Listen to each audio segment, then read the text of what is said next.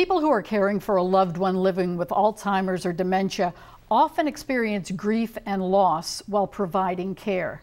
Barbara Mendez-Campos with Advent Health Center for Senior Health is back to talk about this unique form of anticipatory grief.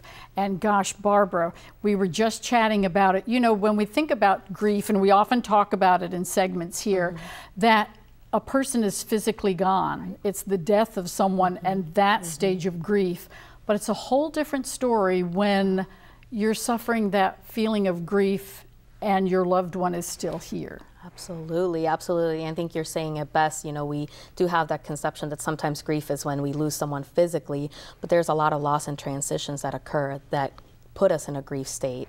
And especially for caregivers of people with memory loss, it's the anticipation of that loss that really makes a difference. Right, because there is that term, anticipatory grief, Correct, because as we've said, the person is still there, but they're not the person that you remember, that you loved, that is your mom or dad, or you know, your brother, your sister, or your spouse. So how does the caregiver kind of deal with that type of grief? Yeah, so I think that, like you said, it's really difficult to see someone who's mom, dad, spouse right in front of you and not being able to maybe recognize the person that's in front of you.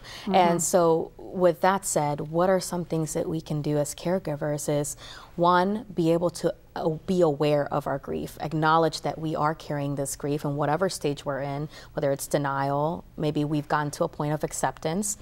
And once we're able to really be aware, we can move forward to kind of a more healing stage where we can really do self-care activities, things like relaxation time, even if it's in those 5 minutes in the shower where you do some deep breathing, things like that, because we're all, you know, parceled out our time in the day, but even if we take those intentional moments to do that, it's great.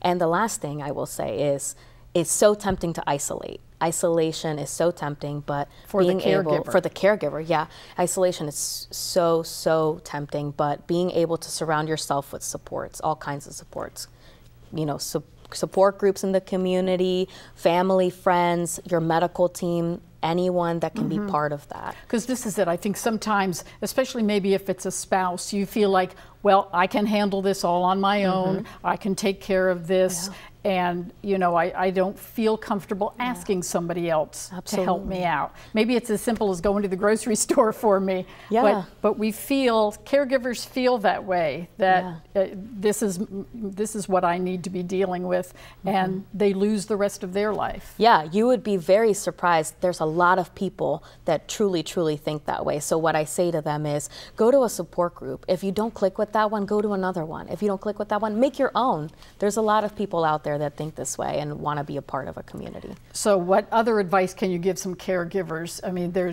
are support groups, you know, what just kind of basic things about self-care for themselves? Yeah, so I think so carving out those pockets of time is one of the key things, because especially as caregivers, we can have other responsibilities in our life, employment, kids, things like that we just really need to manage. So I would say, as long as you can find that intention of doing it, so again, like the shower thing that I'm talking about, you can do a lot of stress or workshop meditations, things like that can be very helpful. I think reaching out is where it starts, reaching out to your medical team, reaching out to your community workshops and supports, reaching out to your neighbor. Sure, because I think a lot of times, as I say, we think about the caregiver is so overwhelmed with so many things, and here they're dealing with this spouse, mother, father, who's still here, but is maybe perhaps mentally not here to provide that interaction. Yeah,